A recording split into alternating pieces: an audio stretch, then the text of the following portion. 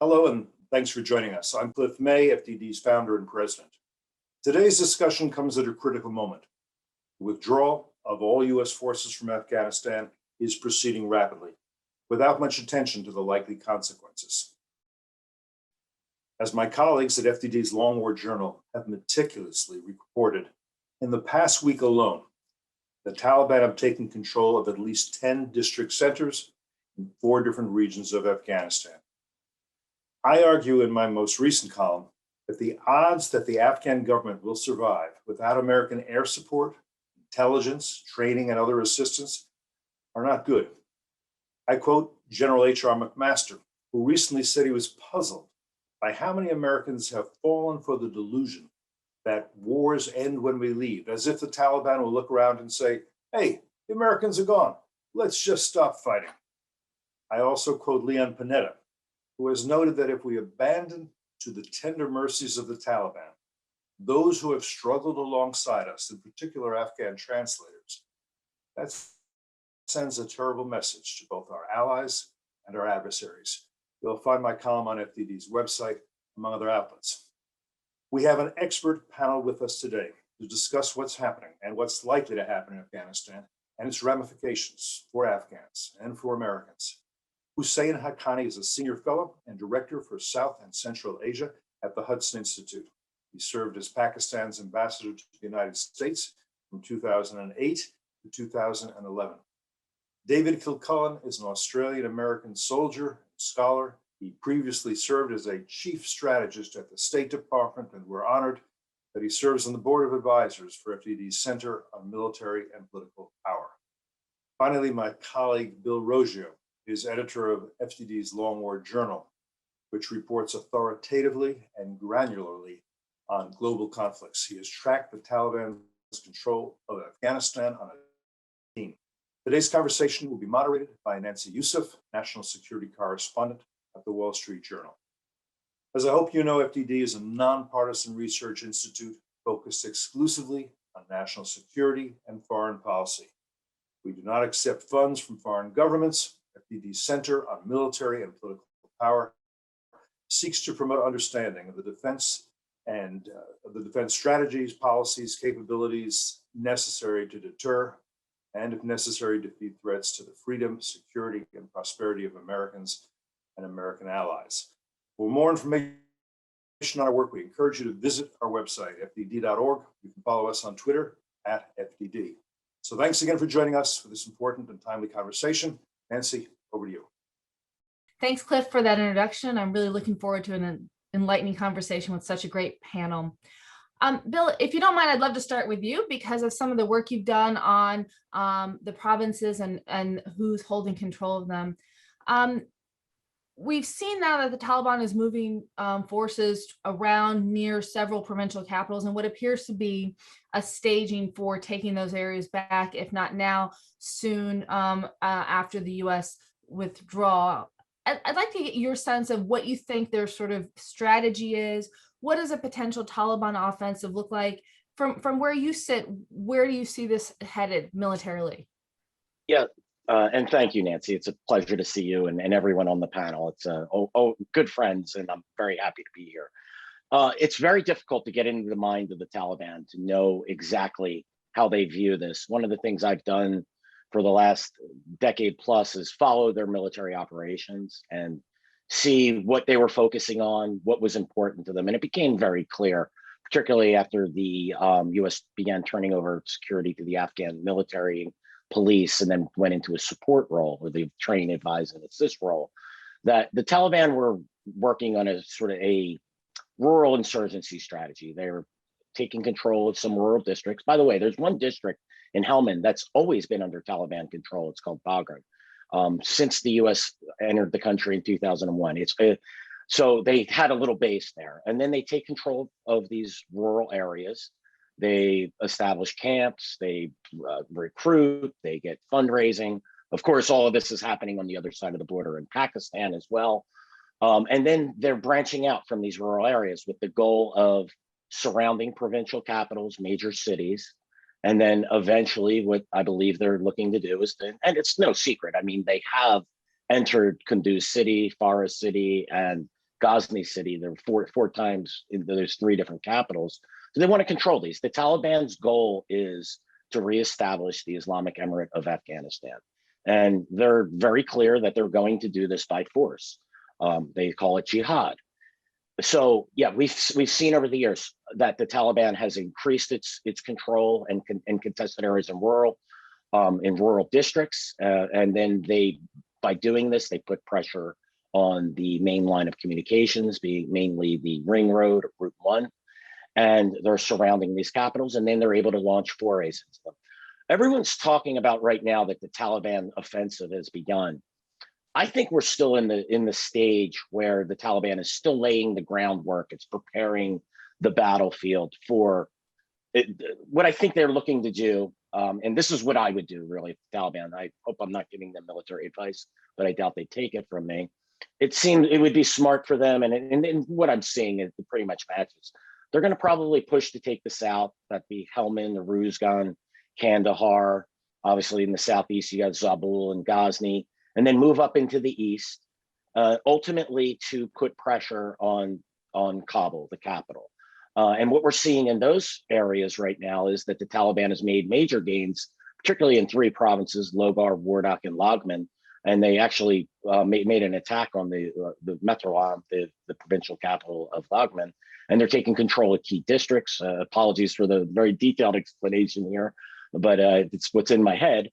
And yeah, so they're laying the groundwork. But while they're doing this, the fighting is they're taking control of districts in the north and in the west, and so they're fighting in all areas, and even in central Afghanistan, in Ghor, a very heavily Hazara and ethnic Hazara area that the Taliban do not like. They took control of a district there just the other day. So they're keeping up the pressure. They're forcing the Afghan military to spread their forces, and so I think that this is what we're going to see: the south, the work to the east, keep the pressure in the north, and put the pressure on obviously on Kabul. That would be a real gem for the Taliban if they could take that. And the U.S. air power has been critical in stopping the Taliban from overrunning provincial capitals, most recently in Helmand and in Kandahar.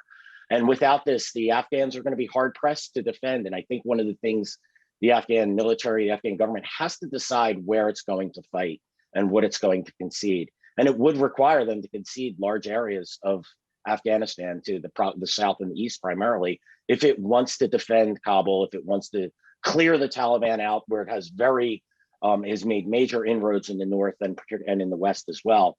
It's going to have to consolidate those forces, or else the Afghan military risks losing large portions of their military and large quantities of military material.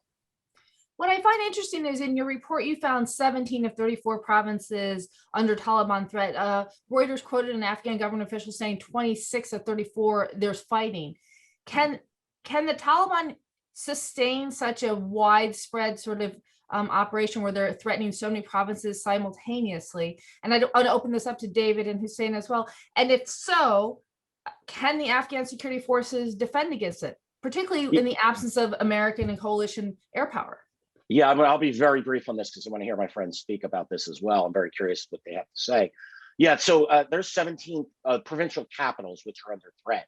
A lot of these provinces as well, like they have the districts. Think of districts as state counties and states here in the United States. And like for some district, I'm not going to name, like, so a province may have 5 districts or it may have 10. What I'm seeing is one or two of these districts are Taliban controlled, the other 2 or 3 are contested. That is a picture we're seeing across Afghanistan. So this is that take control of and contest the rural to put pressure on the capitals. So I estimate between 17 and 18 of these provincial capitals. The Taliban could attack these capitals. So when I'm saying they're under threat, the Taliban are on the outskirts. They may control individual neighborhoods within these cities. That happened in Ghazni, that happened in Kunduz city, happened in Farah city, and it's happening in Lashkar Gah and Helmand. So right now, what I see is they are able to exert pressure throughout the country. It's happening. It's how the Afghan security forces react. That's what matters. The reality is that the Afghan security forces are on the defensive. At this moment, the Taliban has the initiative it's taking the fight to the Afghan security forces. This is why I think it's imperative that they consolidate their forces. I mean, it's horrific to me to think that they are going to abandon large parts of their country to the Taliban, but they risk losing it all if they don't decide to defend some. David, Husain, you're advising the Afghan And National Security Forces? I disagree with this entire, the Taliban are coming, the Taliban are coming, the Taliban are coming. The Afghan people resisted the Taliban when not a single American was there to support them. They will resist the Taliban again. The reason why there is a problem is because the United States built a military that cannot be sustained purely by Afghan resources. So therefore, it's a more expensive military than Afghanistan can afford on its own. And the sudden decision of withdrawal, without ever having built an Afghan air force, is causing problems, and the Taliban are taking advantage of it because they understand the American mind a lot better than the Americans understand their mind. They, for example, never abandoned the idea of the emirate. In their entire sort of last 20-year period, all Taliban communications have insisted that the emirate still exists, even if it's on a very small piece of territory, and then we are going to try and expand it. The Americans agreeing to talk to them instead of discussing withdrawal with the Afghan government, which is what should have been done, the American decision under President Trump to have negotiations with the Taliban about American withdrawal basically gave the psychological message to the rest of Afghanistan: the Americans are mentally prepared to let the Taliban take over. And so the Taliban are pressing everywhere. Bill is right there. They are doing it, but they will not be able to sustain it forever if the right policy tools are used in ensuring, for example, Pakistan's concerns about a Taliban takeover are actually accentuated, and some air support is provided to the Afghan government in the long term, and there are ways of doing it, figuring out how to do it. The Afghan National Security Forces will fight. Now, will the Taliban be completely eliminated? Of course not. Just take a look at the Khmer Rouge in Cambodia. They took forever to be eliminated, and in the end, they died more because of malaria than because of the fighting. An insurgent group that has a supply and logistical sort of source can sustain itself forever as long as it has a devoted, believing cadre. But will they be able to go back to the 90s very easily? I don't think so. And yes, they are pressing ahead. And yes, they have an advantage right now because of the psychological the morale busting impact of the Doha deal. But the Taliban are not about to take over all of Afghanistan, and certainly not take over Kabul tomorrow. And when they do, it will not be without a lot of resistance from the Afghan people who resisted them before the Americans got involved and will continue to resist them after the Americans have left. Husain, I want to make sure I understand the sort of scenario as you see it, because there are a lot of ifs that you kind of gave. This the air support that's needed, and so far we haven't seen indications of that. Am I hearing you see a sort of stalemate for an extended period of time? Is that the scenario you see? Absolutely, because the Afghan people are not going to surrender. I don't believe in this notion that the only Afghans look. After the Soviets left, with Pakistan and American support, the Mujahideen were supposed to take over Kabul. If you see the CIA assessments from 1989, they said that the Mujahideen will take over Kabul within 2 weeks of the Soviet withdrawal. The Najibullah government survived almost 3 years, and they survived 3 years because the Soviets continued to support them. When that support ended, because the Soviet Union collapsed, it's at that point that the Najibullah government collapsed. And then there was infighting among the Mujahideen. And then, of course, the Taliban came about. But even then, the Taliban could not take over all of Afghanistan. A small portion continued to be under the Northern Alliance, which continued to resist. So my point is, at that time, they were not getting any support from anywhere. Who was supporting the Northern Alliance before 9/11? These guys were somehow managing to wage resistance. And so I think that there will be resistance from the non-Taliban Afghans to the Taliban, even without American support. I would like the Americans to support that resistance and make sure the Taliban don't take over. And if there is to be a peace process, then it has to be a substantive and real peace process in which the weight of the rest of the world should be behind the non-Taliban element of Afghanistan, rather than just saying that a Taliban takeover is a foregone conclusion. David, I'd love to hear your perspective on that. Yeah. So I'm sort of somewhere in between, right? And I think we're actually talking about two different things. One is what's happening now, and the other one is the prospects of what's likely to happen in the future. So let me pick up the first one first. It's very clear that, to me anyway, that the Taliban are pre-positioning themselves for a major offensive that hasn't happened yet. What they're doing is encroaching on a series of district centers, provincial capitals, all around the country. The MO that you see them doing is essentially surrounding an area, cutting it off for a couple of weeks, and then sending in friendly representatives from the local community or elders that they know to try to negotiate with these very isolated police and military garrisons a peaceful surrender. And when they can do that, they do. When they can't achieve that, they'll then move on that district and try to expel the government from that location. What we typically see from the government in those circumstances are two statements that you hear again and again. One is, we need air support. Without air support, we can't continue to sustain these isolated garrisons. The other one is, almost every time the government says, we're going to retake this area, we're going to surge back and seize the area again that the Taliban just took. The problem, I think, is that that's a setup, right? What the Taliban are doing is attacking in multiple places to draw the government into an unsustainable circumstance where it just doesn't have the resources to go and retake all these areas. And it risks dissipating that effort, spreading itself too thinly. And that then creates the setup for, once the US is gone, once things are settled down a little bit and they position themselves, then they make their move. So to that extent, I really agree with Bill here. I think that's what we're looking on the ground.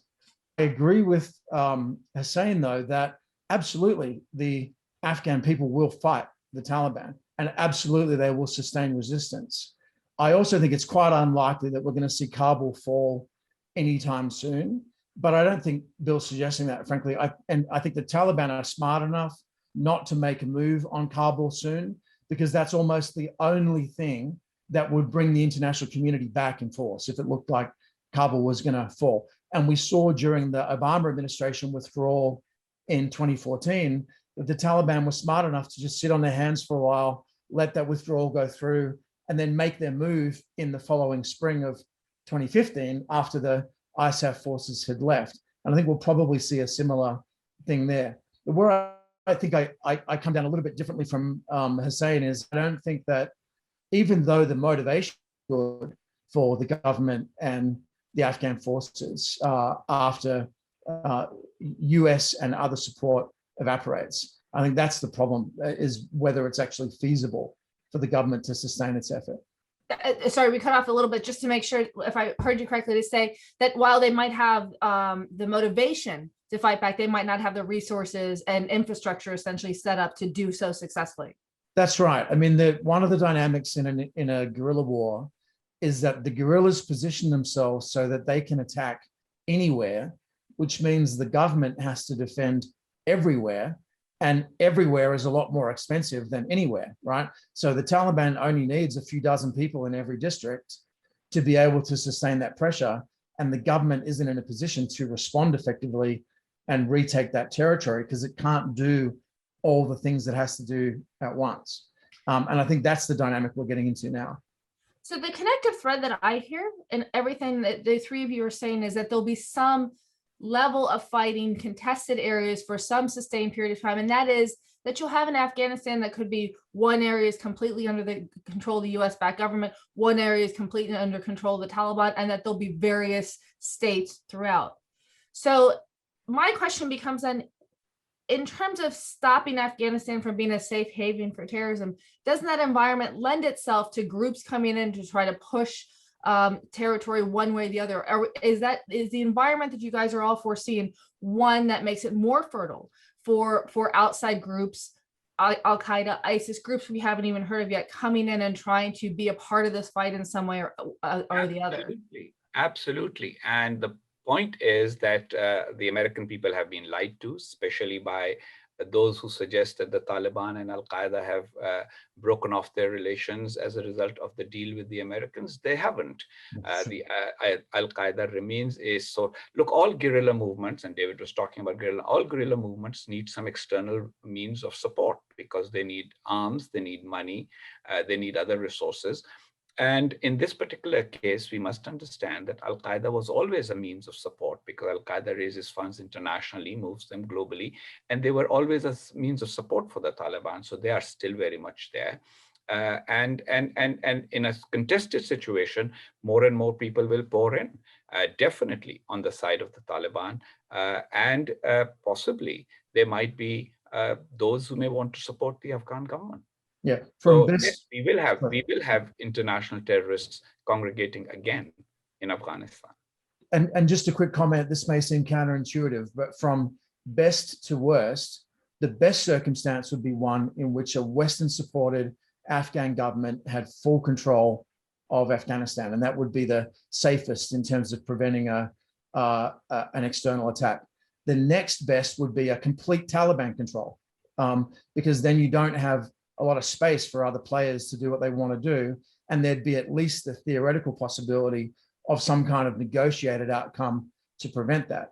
The worst outcome is a contested one where it's chaos. There are lots of different places, many different actors can operate, and that no one's in full control. And that's a very fertile environment for a situation similar to what we saw in Syria during the first couple of years of the Syrian civil war, which eventually gave rise to the emergence of ISIS. So I think the worst possible outcome is actually the most likely, which is a contested environment with a chaotic Afghanistan.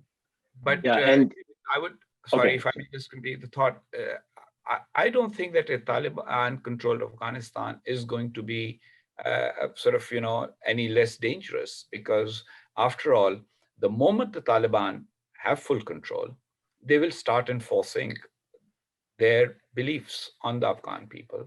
We will go back to a kind of a 90s situation in that, because the Taliban are unrepentant. Their beliefs haven't changed. Their ideas haven't changed. They're practicing exactly the same things in the areas they control that they did during the 1990s. And so the consequence of that is going to be that the international community, out of moral indignation, etc., is going to say, no, we can't deal with this regime. And so then the Taliban will be in the same position of not having any external support. Pakistan may be forced to continue to deal with them because it's right next door. Iran will probably play in. Iran is not a non-malign actor. It's definitely a malign actor. And so therefore, a Taliban-controlled Afghanistan will still be a source of problem for the rest of the world.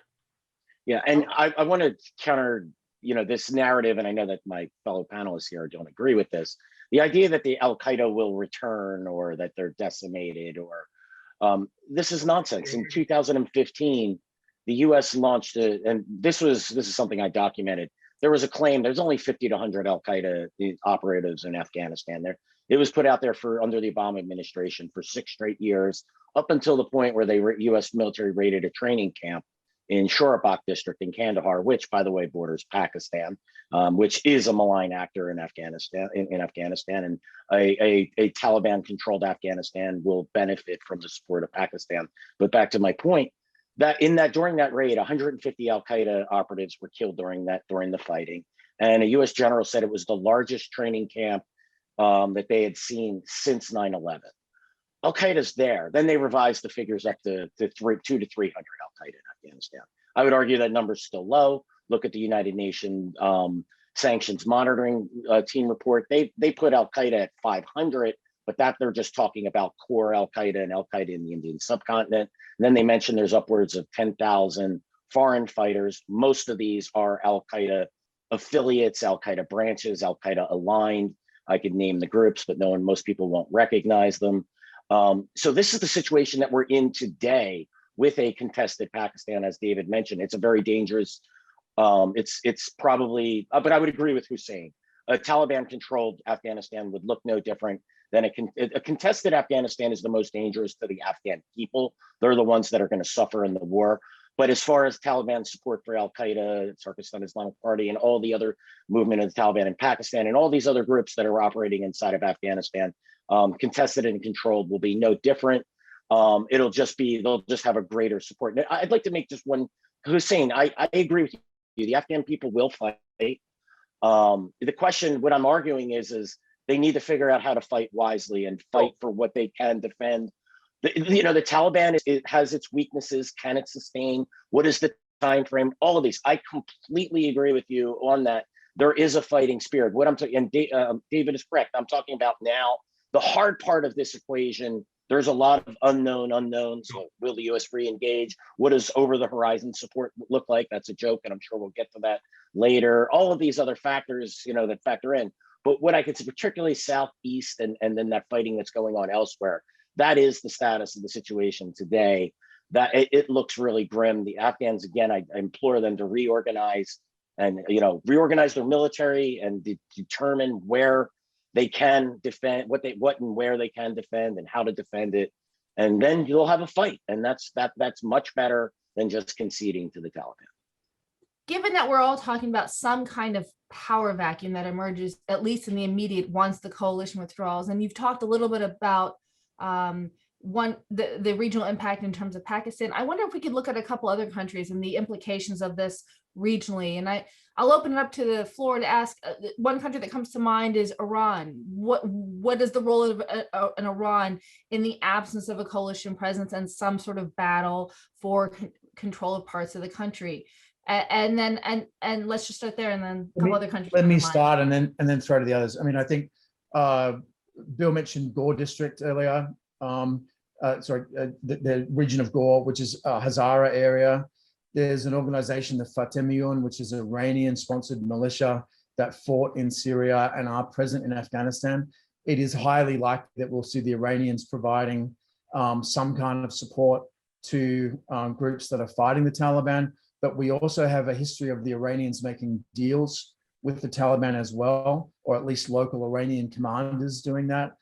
Herat is already very heavily, a major city in the western part of the country, already very heavily influenced from Iran. And the other Iran factor to just briefly note is that China and Iran have now signed a major 25-year economic and security deal. The China-Pakistan Economic Program, CPEP, which connects Pakistan into the Chinese Belt and Road system. The Iranian deal is going to allow that to also expand. So you're going to end up with an Afghanistan that is essentially very influenced by Iran, China, and Pakistan. And in the absence of US and NATO presence, the big players will be Iran and China. And I think that'll be a really important factor for any Afghan government of whatever character going forward. What's interesting is you described the influence of China vis-a-vis its relationship with Iran and Pakistan. I'm curious if you all see an opportunity for China independent of those countries, or an opportunity for China to fill that vacuum. And if so, how does that look? And at what risk would they do it? Yeah, I'll defer to the others, but China owns very extensive assets in Afghanistan, including one of the largest copper mines in the world. And, NATO and US lives have been lost protecting China's ability to exploit those mineral resources. So I think, one of the things that China is going to be thinking about is, okay, what happens to those assets now? Sorry, I think I cut you off, Bill.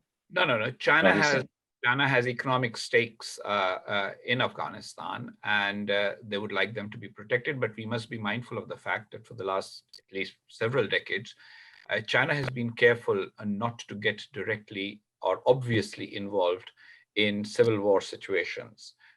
They always use proxies, and they always use other cutouts. And so how China would play that remains to be seen. China does have a source of worry from the Taliban itself, and that is the fact that the Taliban have maintained good relations with Uyghur Islamists, and Uyghur Islamists are definitely a red line for China.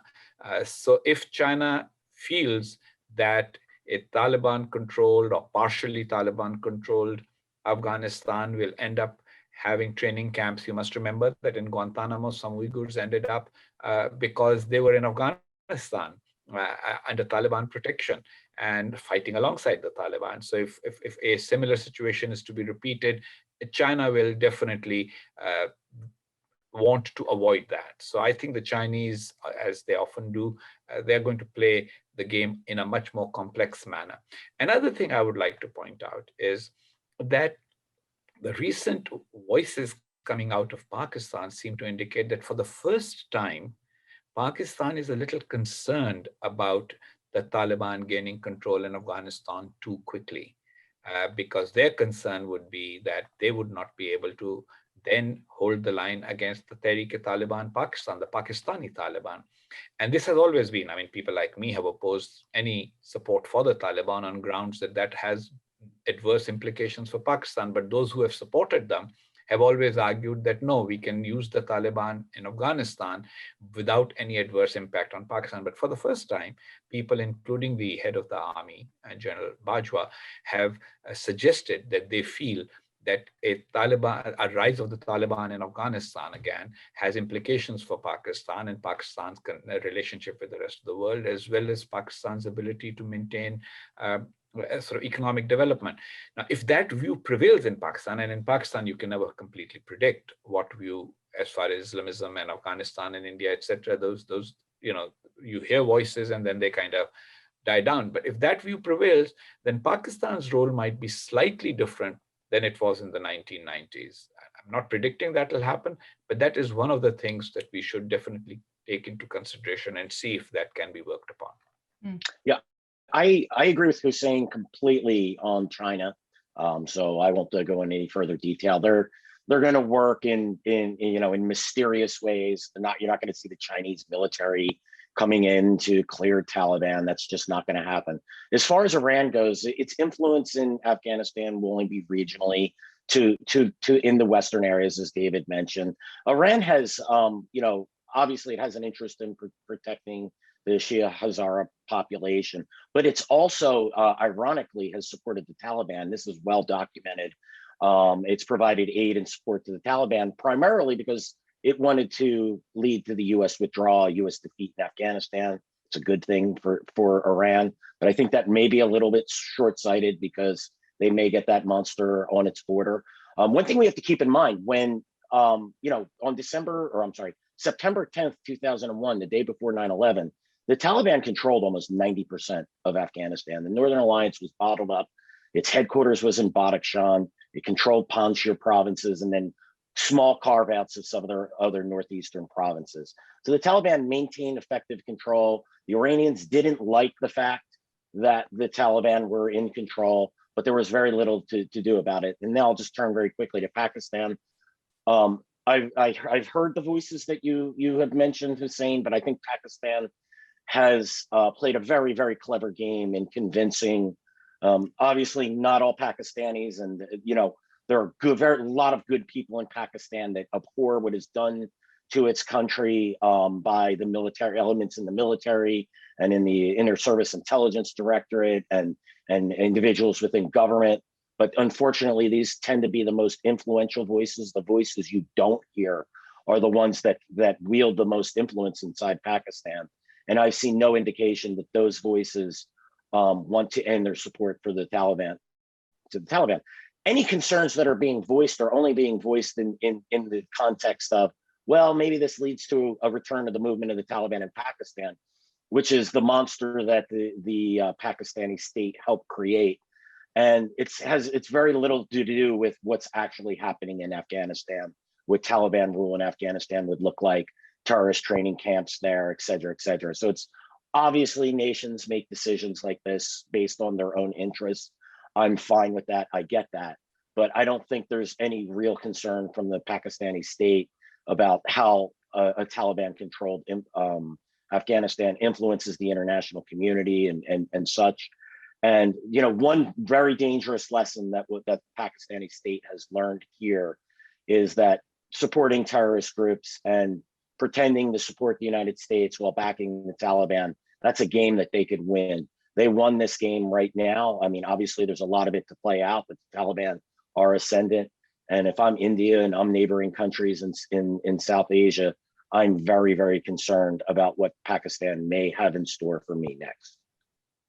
Can I just, sorry, Nancy, can I just push back a little bit on the implication? And I don't think it's deliberate on either Husain or Bill's part, but the notion that some people may have that this will just go back to where it was in the 1990s. It won't go back to where it was in the 1990s, principally because everyone is just a hell of a lot better armed now than they were in the 1990s. And it's going to be significantly worse, right? Larger forces with better equipment, Iranian loitering drones, highly sophisticated IEDs, night vision devices, larger units. The other question that I had was about another partner, the Americans. And, one reason the Biden administration said that it was getting out of the war in Afghanistan was that it wanted to focus on China and the Asia Pacific. But in the short term, at least, the U.S. ground withdrawal has actually led to the taking away of resources out of the Asia Pacific, notably the USS Ronald Reagan.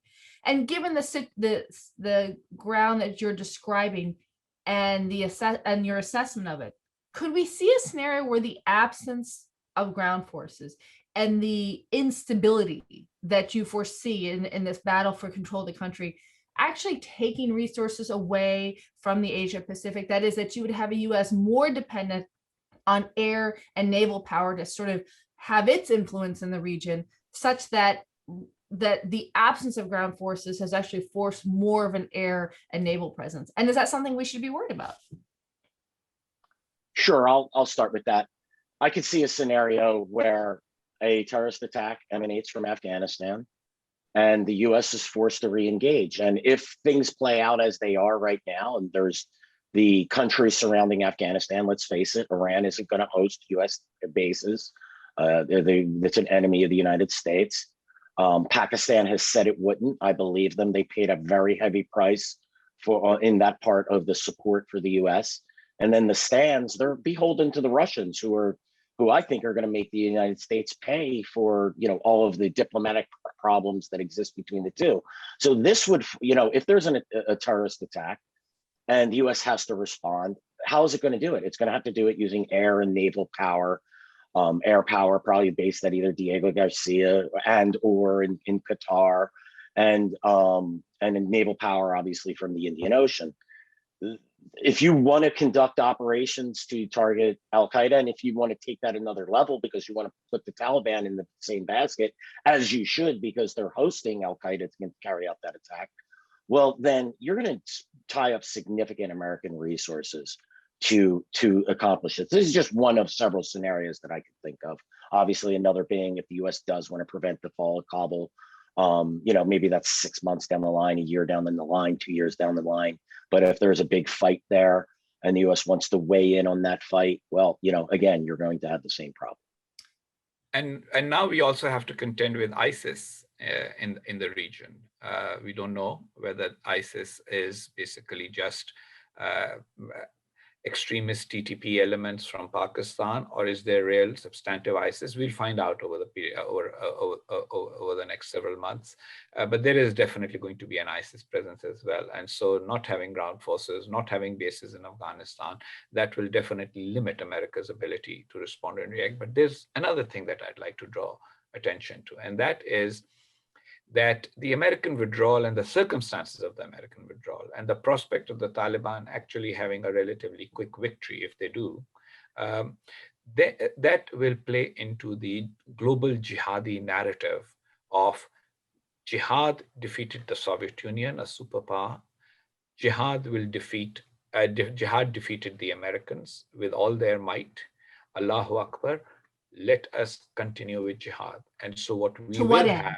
To what end? What has been the end of jihad all these years, Nancy? It has always been to try and bring down the overwhelming power. The way they look at it is very different from the way people in America look at it. I'm sorry, I wasn't clear in terms of the boundaries of that. Does it go beyond Afghanistan? Does it inspire other parts of the region? The global jihad is always about attacking America's power or anybody else's power with less and limited means. You know, there used to be a saying that a suicide bomber is just a poor man's F-16. So basically what they will continue to do is we may have a new wave of international terrorism. Now, I know that there are a lot of smug people in Washington, D.C. who say because of 9/11, we have put in a lot of intelligence resources into play. We have not had an attack in the United States, a significant terrorist attack in the United States since 9/11, and those are achievements. And yes, they are. But at the same time, you must remember that just as 9/11 was unanticipated, it's all a question of the jihadists' imagination. If they can imagine and conceive and do something that can be a significant cause significant damage with very limited resources, they will try to do it. So we will have a resurgence of global terrorism after things settle down in Afghanistan. Now, and if I may, yeah, sure, of course, Bill. No, of course. You know, if I may build on Husain's point, and thank you for your straight talk on the Washington talking heads. I always appreciate that, Hussain. That's why I love you. Their goal, Al-Qaeda's goal, the jihadist goal, is to establish a global caliphate, and it's not just to fight the United States. It's to reestablish that Islamic emirate, or Islamic caliphate. Afghanistan is just one emirate within that global caliphate, right? And so they take over countries, then add them. Those are states within the caliphate. You know, if what happened in Afghanistan stayed in Afghanistan, this entire conversation will be moot. And by the way, this is what people felt in the mid to late 1990s, and really up to September 10th, 2001. That, well, it's a local problem. It's not our problem if they want to impose Sharia. It was impossible to get an op-ed editor in Washington or in New York to accept an op-ed about Afghanistan in those days. I tried. I assure you, nobody thought it was important. The Taliban were a local factor. And that's why when I hear people, including the President of the United States, say, oh, but there are issues. Yes, we care about women in Afghanistan, etc., but those issues are their issues and we can support them in other ways. They don't seem to acknowledge the fact that things did not stay in Afghanistan. Yeah, I mean, and think about that, Hussain. Here we are 20 years later. We still don't understand the nature of this problem. We still don't understand what the Taliban is, what its ties to Al-Qaeda are. The UN report that came out has a footnote in there, footnote number 11, that's from the Sanction Monitoring Team, that says Husain Haqqani, he's the deputy emir, one of two deputy emirs of the Taliban, arguably the most powerful and influential Taliban leader. He also leads the Haqqani network. It says he's assessed to be an Al-Qaeda leader. What does that mean? What is the Taliban? What is the relationship between the Taliban and Al-Qaeda? What does this mean if the Taliban takes control of large areas of Afghanistan and its deputy emir, its most powerful and influential leader, is also part of Al-Qaeda's leadership? Here we are 20 years. What happens in Afghanistan does not stay in Afghanistan. If you want to look at this purely from, as an American and say, wow, that's a threat to our national security, there's so many levels of this. We should care about the Afghan people. We should care about what we've done to try to improve things there. We should care about abandoning women to the predations of the Taliban. We should, and interpreters and anyone else who's worked with us. And we should also care about our national security. These are not conflicting interests. As a matter of fact, it's the case to continue to help the Afghan people. It could be done on a humanitarian level and a national security level. All these are joint interests that we have, and it's horrific that everyone is just wants to turn away from Afghanistan because it's not my problem. And the one argument, I'll stop here. The one argument that I hear made, well, the global, the jihadist threat, it's blossomed. It's not just in Afghanistan. We have to worry about this place and that place. So think about that. Prior to 9/11, September 10th, 2011, Al-Qaeda, operating in Afghanistan alongside the Taliban, and then operating at a cellular level in a smattering of countries, right? In Pakistan, in Yemen, in North Africa, and here in Somalia. But today, you have actual Al-Qaeda branches with tens of thousands of fighters under their command in Syria, in Somalia, where the Taliban, or out the, I call them it should be Shabab, which is Al Qaeda's branch. They're basically the Shabab is the Taliban of Eastern Africa. They have tens of thousands of fighters and control 25% of that country. This is, and I could go on in Yemen, and I'm not even talking about the Islamic State here. So, and as Husain said, the rallying cry from the victory in Afghanistan, this is something that cannot be underestimated. We saw this in Iraq. What happened and in Syria when the Islamic State and the bastard child of Al Qaeda, when they were able to declare their caliphate, when they were able to control territory, thousands of Westerners and others flocked to the banner, and we had a spread of terrorism throughout the world in the West, in the United States.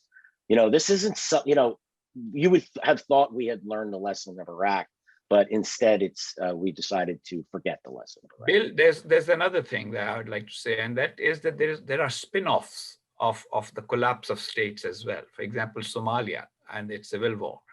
One of its spin-offs was the rise in piracy, sea piracy, if you remember, off the coast of Eastern Africa.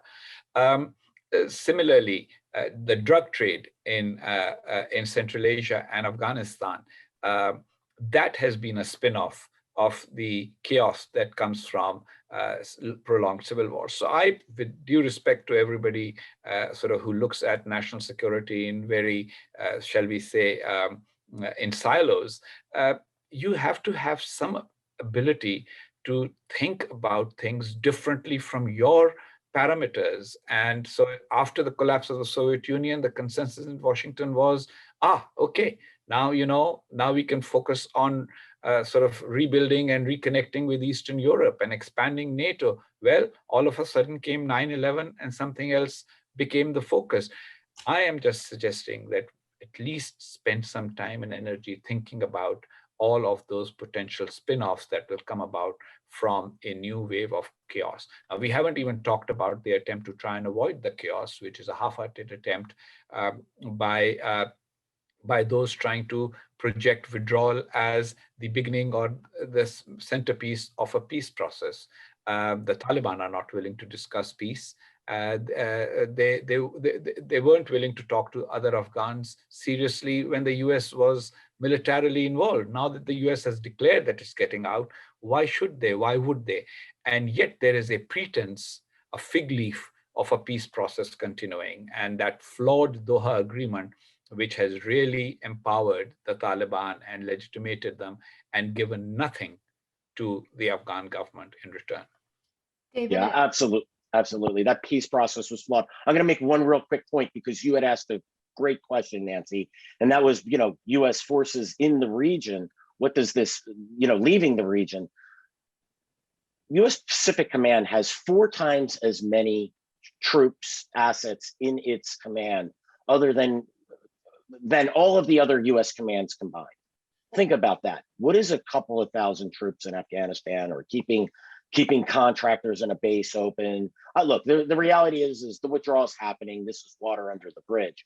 But that entire argument that we need to take these several thousand troops out of Afghanistan so we could focus on China is absolutely absurd from a straight manpower standpoint. These are just excuses that are given for withdrawal because, frankly, no good reason could be given other than I don't want to be involved in the Afghan war anymore. And that's really, and American public opinion has shifted. It has not an issue on the top of the Sure. agenda here. And politically, everybody wants to say, yes, we are ending forever wars, and what the heck is a forever war? I mean, if the infamous 100 Years war in Europe was only 100 years, it wasn't a forever war. But these are cliches. Washington loves cliches, the media loves them. And so everybody goes, oh, forever war.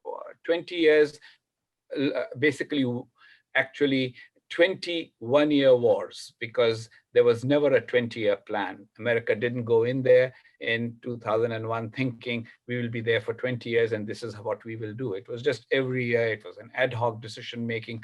And unfortunately, there is ad hoc decision making again, which will have similar consequences because something will happen, everybody will react to it. It'll be the front page news, it'll be the main evening news. And then once that happens, then we will get back involved. The US is leaving Afghanistan only to come back to Afghanistan. And U.S. support has dropped because of these cliches, because of poor leadership. And sure, it's not a forever war, but it is a forever jihad, and they will keep from fighting. The other side. From the other Yep. side, yeah, and you cannot deal with forever jihad with ad hoc one-year decisions. David, I wonder if you would indulge me while I be a little bit of a contrarian, just because why not? Sure. And I'm trying to advocate sort of for the American public seeing this. If after 20 years, whether it be 21-year wars or a 20-year war in continuation, the state is where it is, such that it's so fragile and there'll be so many possible battles for control. And as you say, Husain, that the US presence might have hampered the Afghan National Security Forces' ability to really come up with a battle plan to combat the Taliban.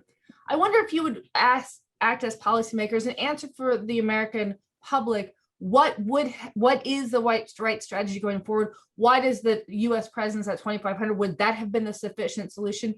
If after 20 years, however it was fought, the US ends up at this place, is that not an argument that perhaps it is simply not equipped to create the ground such for an independent, say, secure Afghanistan? So I wonder if you could help those who watch, say, who are policymakers in particular, what are the recommendations going forward? What are we taking from these past 20 years and where the state is and the decision to leave?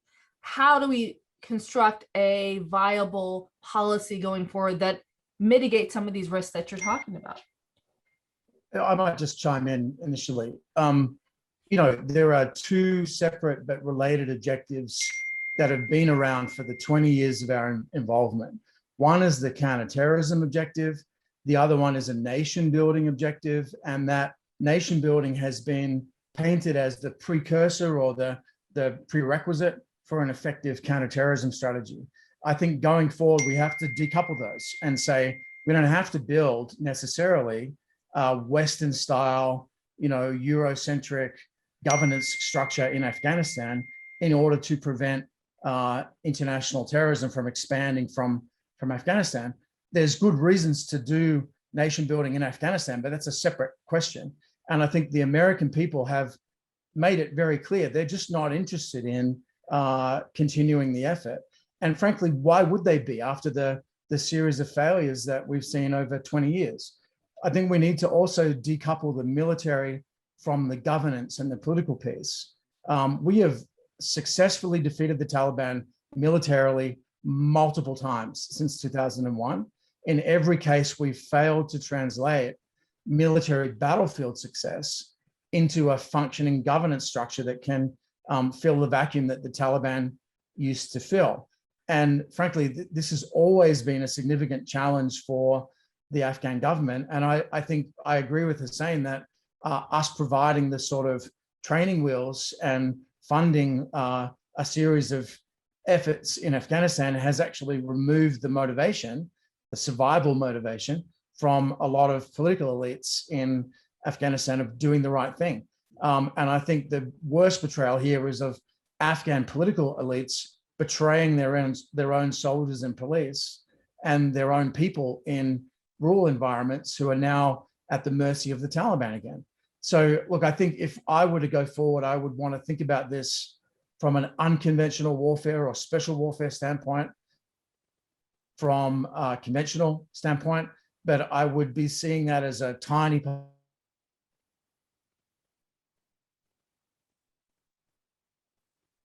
to hold the loyalty and effectively govern its own population. And no foreigner can do that. That's a problem for Afghans alone. So I wondered, Bill, Husain, if you'd pick up on those points. I mean, if what you've described really is an Afghanistan that remains a threat to U.S. national security, it hasn't could pose new threats in the post-withdrawal period. If the military is not the solution and governance can't be done by outside powers, if you're a U.S. policymaker, is there a recommendation that you think they should consider going forward? I have a very simple recommendation, have had it for years. It is that you basically need to support the Afghan government, have a realistic conversation with them, and in which you determine what are their military needs realistically from an Afghan perspective, not on what will benefit American contractors, and basically come up with a support package, training and advice, definitely. And that's about it. We must understand it takes about 35 years for a second lieutenant to become a general in most conventional armies. Now, the US started training Afghan military officers somewhere in 2005, 2006. They haven't. The first person trained as a second lieutenant has not yet become a general. So they actually have a problem in terms of serious top leadership of the military. That's why they need advisors. They do not have air power, which will be needed, which most countries need. And they will need that. And then they will need some support for maintaining the military, given the paucity of resources that they have. Lastly, I think the US needs to have a serious policy about countries that support groups like the Taliban, and the US needs to have a policy for itself, because you can't, after 20 years of describing somebody as a terrorist group, then all of a sudden invite them for tea and biscuits and a wonderful meal at the Ritz-Carlton in Doha. And so I think that that is something where the clarity is needed, and it's time to have that discussion of what are the minimum needs of an Afghan government that exists, and then let the Afghans figure it out. There will be problems, there will be political issues, but there is no need for the State Department to send representatives to negotiate between President Ashraf Ghani and Chief Executive Abdullah. Let that be their issue.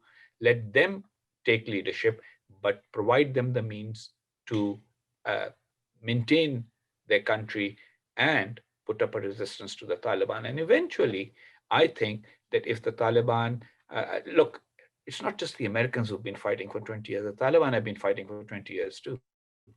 And so the Taliban will also at some point get tired and say, we need to figure out what to do, except that the ideological hardcore, as Bill Roggio rightly points out, believes in a forever jihad. For them, the jihad without attaining an end is in itself an end.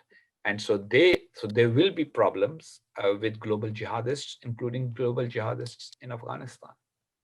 And everybody has to be prepared to deal with them for the long term. Bill, I'll give you the final word. Sure, and I'll be brief. I've been hearing reports about, and I actually remember looking into this a couple of months ago, tired Taliban since 2005. They don't look very tired to me.